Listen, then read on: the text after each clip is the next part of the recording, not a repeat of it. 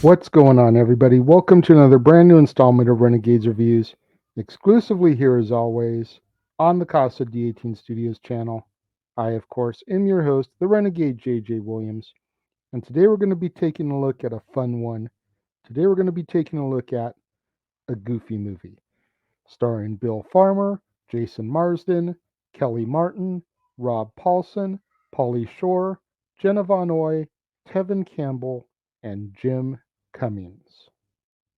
What's going on, everybody? Thank you for joining me here once again for another brand new installment of Renegades Reviews. And as I said during the introduction, today's film is a fun one. Today we're going to be discussing a Goofy movie. And on a couple of occasions now, I've had the pleasure to meet Bill Farmer, who, of course, is the voice of Goofy. Really nice guy, really cool to listen to. As a matter of fact, I'm going to link the video over here of the conversation with Bill Farmer that I was able to film from earlier this year at the Sugarman Gallery in Pasadena, California. Ironically, when myself, my daughter, and my girlfriend went out there for a screening of a Goofy movie, and he was in attendance discussing some of the stuff that he's encountered over the years, being Goofy, memories of making the film, etc. Now, as our movie opens, we meet Goofy, the single father of 14-year-old Max Goof, with whom he has a very tense relationship with due to Max's fears of turning into his father. It's the last day of school before summer vacation, and Max, along with his best friends PJ and Robert Bobby Zemersky, hijack the auditorium during Principal Mazur's speech so that Max can perform dressed as the pop singer Powerline.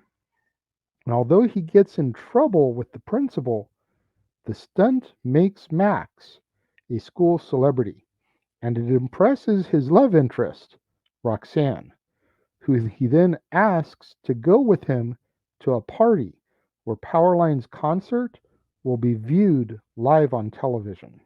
Meanwhile, Principal Mazur calls Goofy and informs him that Max's behavior may eventually see him face capital punishment, as he tells Goofy before he ends up in the electric chair. Now, oblivious to Max's plans with Roxanne and fearing for his son's future, Goofy decides to take Max on a fishing trip from their state of Ohio to Lake Destiny in Idaho, following a cross country map route that Goofy and his father had taken many years prior. But before they leave town, Max stops by Roxanne's house in order to call off their date. But when Roxanne mentions the possibility of going to the party with someone else, Max panics and he fabricates a story about how his father knows Powerline and that they will be on stage during the concert. During the trip, Goofy's attempts to bond with his son prove increasingly disastrous. And when they happen to bump into Pete and PJ on a camping trip, PJ informs Max of how all their friends back home are anticipating seeing him on stage at the Powerline concert, while Pete advises Goofy to keep Max under his thumb and under control. Goofy decides to take Max fishing, and he shows him the perfect cast, a fishing technique which accidentally lures Bigfoot to their camp. Pete and PJ flee the campsite, leaving Goofy and Max to spend the night with Bigfoot. The next morning, Goofy decides to make Max the navigator of the trip, and they both begin to enjoy their time together a little bit more. However, unbeknownst to Goofy, Max has altered the route and is directing them to Los Angeles, where the Powerline concert is scheduled to take place. When they stop at a motel for the night, They once again run into Pete and PJ. While there, Max tells PJ about his plan to get to the concert, which Pete overhears and then tells Goofy about Max's deception. The next day, when Goofy and Max are approaching a junction in the road, Goofy asks Max if they need to go left to Los Angeles or right to Idaho. After Max chooses left, Goofy stops the car in anger, and it ends up rolling away on its own after he and Max get out. The two chase the car into the Colorado River, where Max and Goofy have a heated argument, leading to them finally reconciling.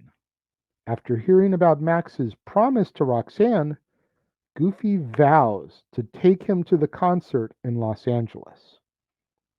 The two nearly plummet down a waterfall, but Max is able to save Goofy by using the perfect cast. Goofy and Max make it to the concert and they sneak backstage. They are able to make it onto the stage and they dance with Powerline, which is seen at home by Pete, PJ, and Roxanne.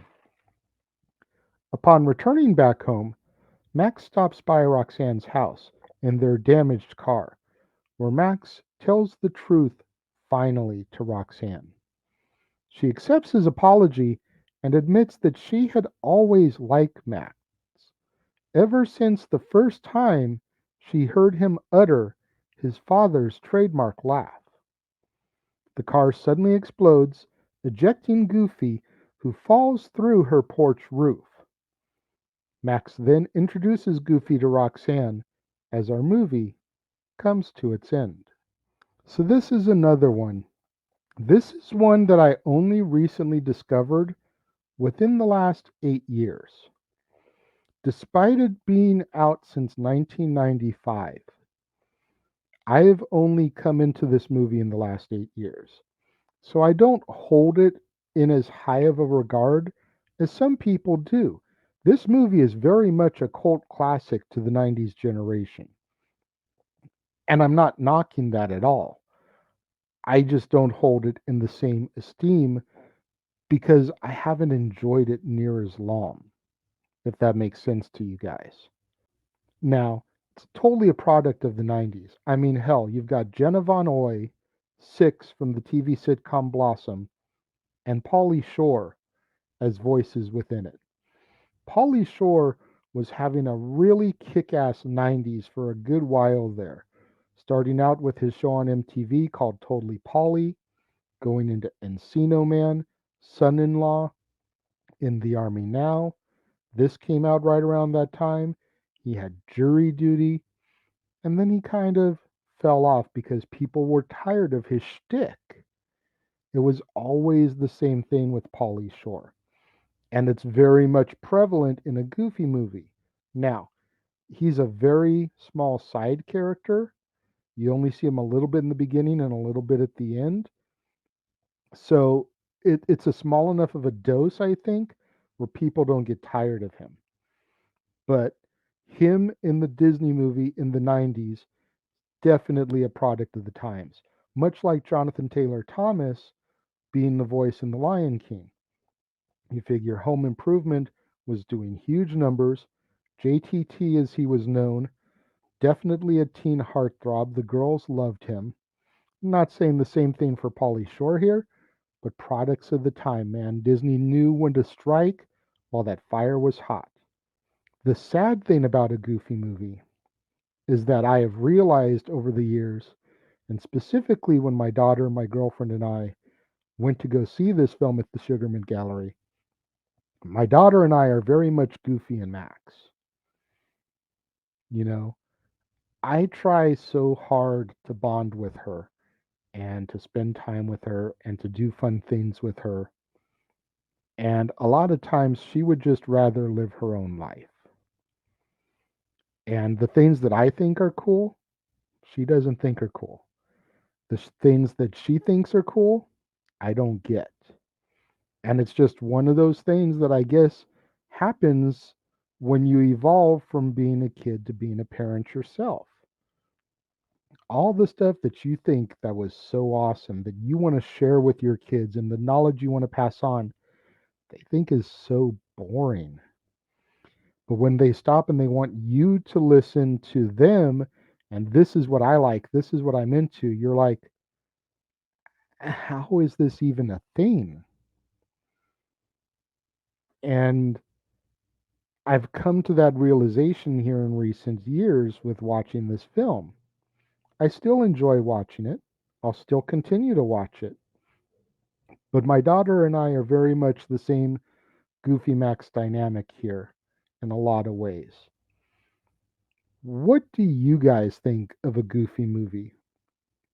When it comes to my rating, I'm going to give this film, and again, I'm not knocking the film in any sense of, you know, but for me with this film, since I've only come into this here in recent years, and I'm not trying to knock this movie whatsoever, but because I don't have the same connection to it that people that really grew up with it did, I'm only going to give this film 3.5 out of 5 stars.